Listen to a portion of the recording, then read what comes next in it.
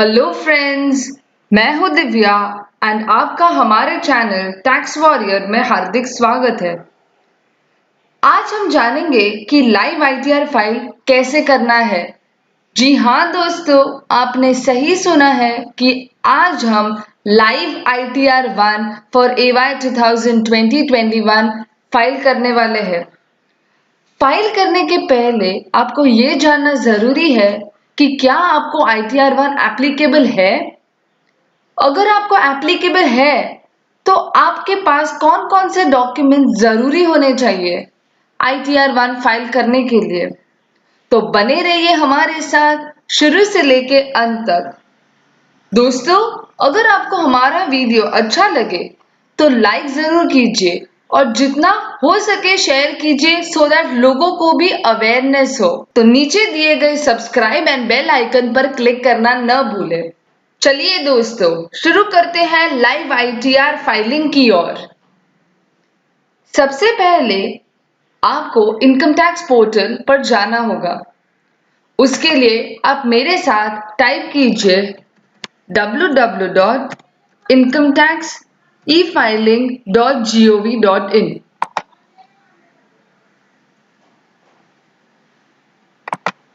जैसे ही आप पोर्टल पे आते हो, आपके सामने ये पेज ओपन होगा। ITR 1 फाइल करने से पहले आपको ये जानना जरूरी है कि क्या आपको ITR 1 एप्लीकेबल है भी कि नहीं। अगर आप रेसिडेंट इंडिविजुअल है जिसकी टोटल इनकम 50 लाख के ऊपर नहीं जाती है, बट ये 50 लाख कैलकुलेट करेंगे कैसे? ये सिर्फ कुछ ही सोर्सेस के थ्रू आनी चाहिए, जैसे सैलरी, वन हाउस प्रॉपर्टी मतलब एक से ज्यादा अगर हाउस प्रॉपर्टी है जिसके थ्रू आपको इनकम आती है तो आपको ITR 1 एप्लीकेबल नहीं होता है। इररेलेवेंट है कि आपकी ये एक हाउस प्रॉपर्टी का इनकम जॉइंट ओनरशिप के थ्रू ही क्यों ना आता हो। FD इंटरेस्ट, सेविंग इंटरेस्ट या फिर agricultural income up to ₹5,000। Agricultural income आपकी 5,000 से ऊपर नहीं जानी चाहिए। अगर आप ऐसे इंडिविजुअल है तो आपको ITR 1 एप्लीकेबल है। अगर आप डायरेक्टर है कोई कंपनी में या आपने कोई इन्वेस्टमेंट किया है अनलिस्टेड इक्विटी शेयर्स में तो आपको ITR 1 एप्लीकेबल नहीं है। अगर आपको ITR 1 एप्लीकेबल हो जाता है तो चलिए आप बने रहिए हमारे साथ और आज हम सीखेंगे कि आप ITR 1 खुद कैसे फाइल कर सकते हैं। जैसे ही आप ये इनकम टैक्स पोर्टल पे जाते हो, आप अगर नए हो, पहली बार ITR 1 फाइल कर रहे हो तो आप न्यू टू ई फाइलिंग पे क्लिक कीजिए और अपने आप को रजिस्टर करिए। उसके लिए आपके पास आधार, पैन, मोबाइल नंबर और ईमेल आईडी होना जरूरी है। अगर आप ऑलरेडी रजिस्टर्ड हो तो आप लॉगिन करके आपके लॉगिन क्रेडेंशियल्स डालिए। तो क्लिक करें लॉगिन योर पे। आप आपकी यूजर आईडी एंड पासवर्ड डाल के लॉगिन कीजिए। लॉगिन करने के बाद आपके सामने कुछ ऐसा पेज ओपन होगा। अगर आप ITR 1 फाइल कर रहे हैं तो आपके पास ये दो डॉक्यूमेंट्स होना बहुत जरूरी है। पहला फॉर्म 16 एंड दूसरा 26AS। 26AS में आपको पता चलेगा कि आपकी किन किन इनकम पे कितने लोगों ने TDS काटा है। ये इनकम आपके ITR 1 में कंसिडर करना कभी मत भूलना। अगर आप भूल जाते हो तो आपको इनकम टैक्स से नोटिस मिल सकता है। फॉर्म 16 तो आपके एम्प्लॉयर से मिल जाएगा जो इनकम फ्रॉम सैलरी पे TDS काटता है। अगर आप 26AS देखना चाहते हो तो माय अकाउंट में जाके व्यू फॉर्म 26AS पे क्लिक कीजिए।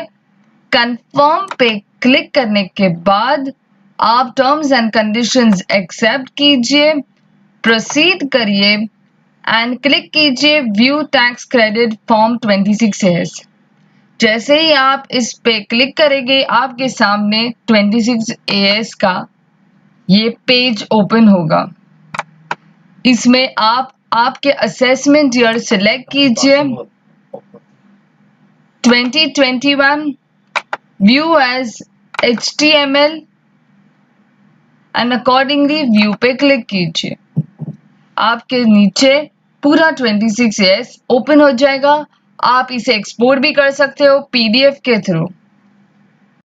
जैसे ही आप नीचे जाओगे आपको पता चलेगा कि कौन कौन से लोगों ने आपका TDS काटा है। नाम, टैन, अमाउंट एंड TDS। तो आप ये वाली इनकम को कंसिडर करना न भूलिए और ये TDS जो आपका लोगों ने काटा है उसे भी कंसिडर करना न भूलें। तो चलिए अब हम फाइल करते हैं लाइव ITR 1 फॉर AY 2020-21 की ओर। आप फिर से आपके इनकम टैक्स के डैशबोर्ड पे आइए। डैशबोर्ड पर आने के बाद filing of income tax return पे क्लिक कीजिए। आप आपका असेसमेंट ईयर सिलेक्ट कीजिए AY 2021, ITR form number 1, filing type original, submission mode prepare and submit online. जैसे ही आप ये डिटेल्स डालते हो आपके सामने नीचे बैंक अकाउंट की डिटेल्स डिस्प्ले होगी जो प्रीवियस ITR में आपने दी होगी। इसमें अगर आप सिलेक्ट करते हो तो वही अकाउंट में रिफंड आएगा।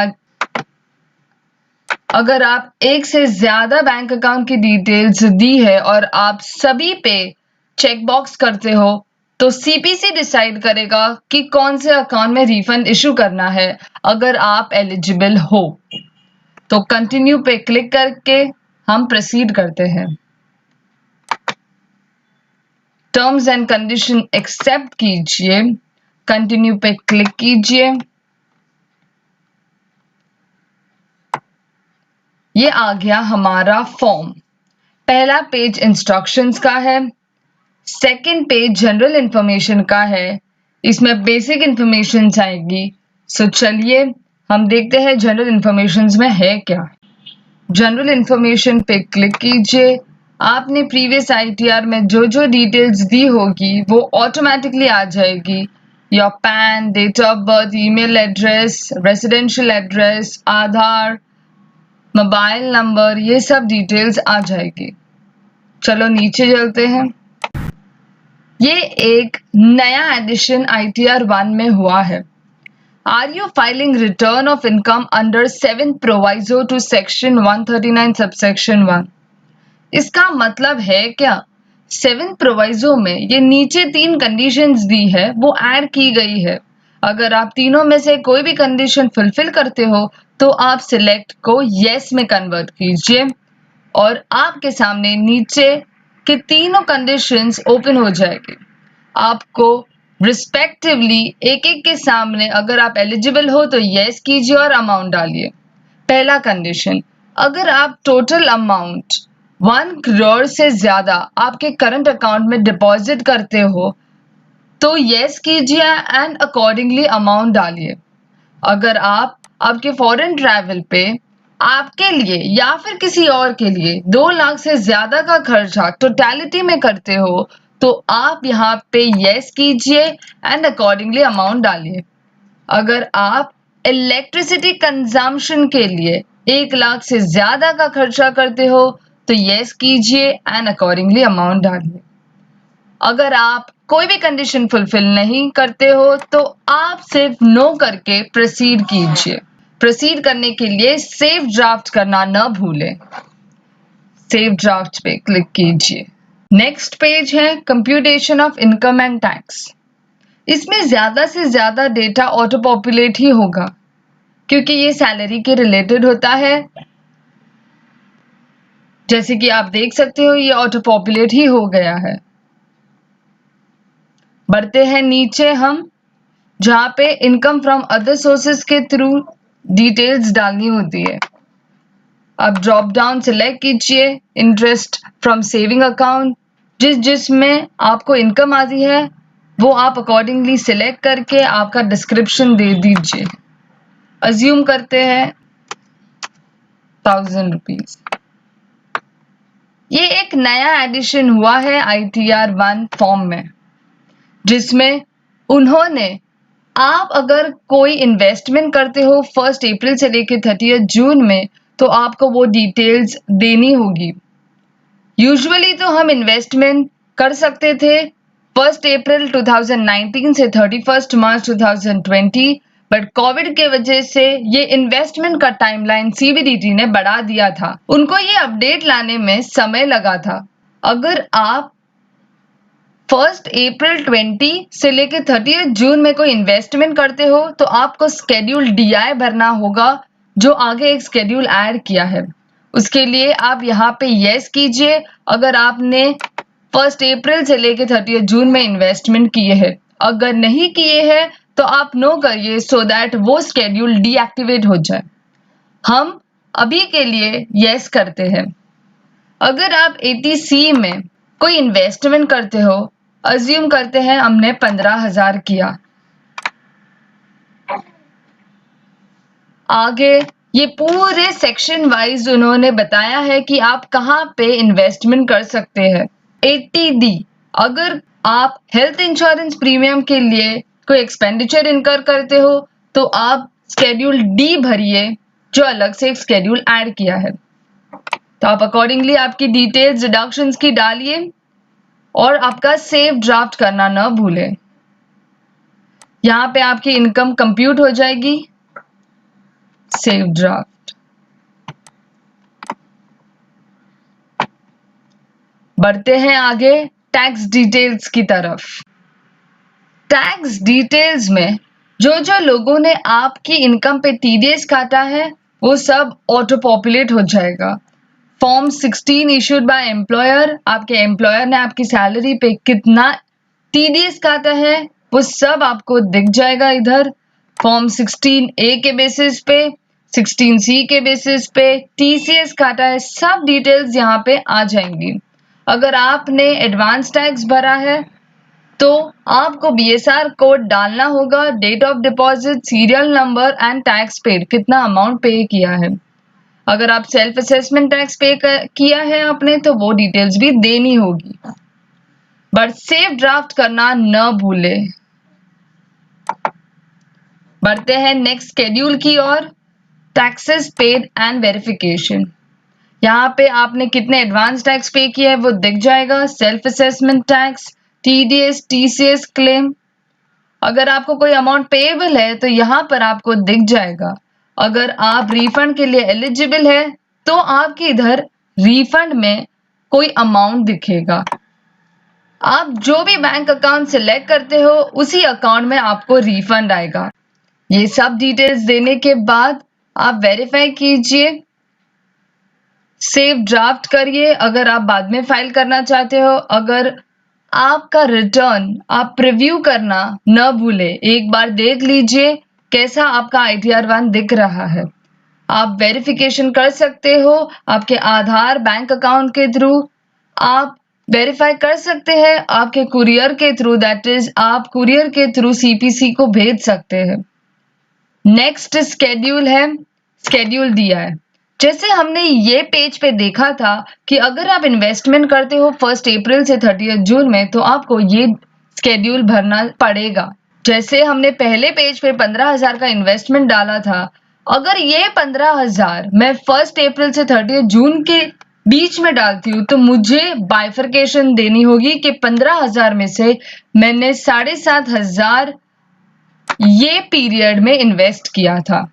बस आपको हर एक सेक्शन वाइज जिसमें आपने इन्वेस्टमेंट किए हो वो डिटेल्स ये पीरियड में अगर आपने किए हैं तो इधर दे दीजिए, ये तो ऑटोमेटिकली उधर से कैप्चर हो जाएंगे। बढ़ते हैं नेक्स्ट शेड्यूल की ओर, शेड्यूल D। मैंने वहां पे बताया था आपको कि शेड्यूल D में अगर आप कोई हेल्थ इंश्योरेंस प्रीमियम के लिए एक्सपेंडिचर इनकर करते हो तो आपको शेड्यूल D भरना होगा। ये शेड्यूल में आप डिटेल्स डालिए, whether you and your family member is a senior citizen, yes no, कितना खर्चा प्रीमियम, आपने भरा है, हेल्थ चेकअप के लिए, एक्सपेंडिचर के लिए, कितना एलिजिबल हो, वो सब डिटेल्स आपको यहाँ डालनी होगी। स्केड्यूल एटीजी, अगर आप डोनेशन के लिए कोई अमाउंट देते हो तो आपको आपके डोनी का नाम, एड्रेस, पिन कोड, पैन सब कुछ देना होगा। अगर आपने साइंटिफिक रिसर्च के लिए कोई डोनेशन दिया है तो वो डिटेल्स भी आपको देनी होगी। ये स्केड्यूल डीआई से लेके जीजीए तक आपके इन्वेस्टमेंट के रिलेटेड स्केड्यूल है। स्केड्यूल डीआई तो जनरल है, जिसमें उन्होंने सिर्फ बाइफर्केशन पूछा है। स्केड्यूल डी से लेके जीजीए में बहुत ज्यादा कंडीशंस है, इसलिए उन्होंने एक नया स्केड्यूल इंसर्ट किया है। सो एक बार आपका ये पूरा ITR-1 सब डेटा भर के रेडी हो जाए तो प्रीव्यू एंड सबमिट करिए। आपको ई-वेरीफाई भी कर सकते हैं 3 मोड्स के थ्रू, जो मैंने पहले बताए हैं। तो अगर आपको हमारा वीडियो अच्छा लगे तो लाइक एंड शेयर जरूर कीजिए। नीचे दिए गए सब्सक्राइब एंड बेल आइकन पर क्लिक करना न भूलें।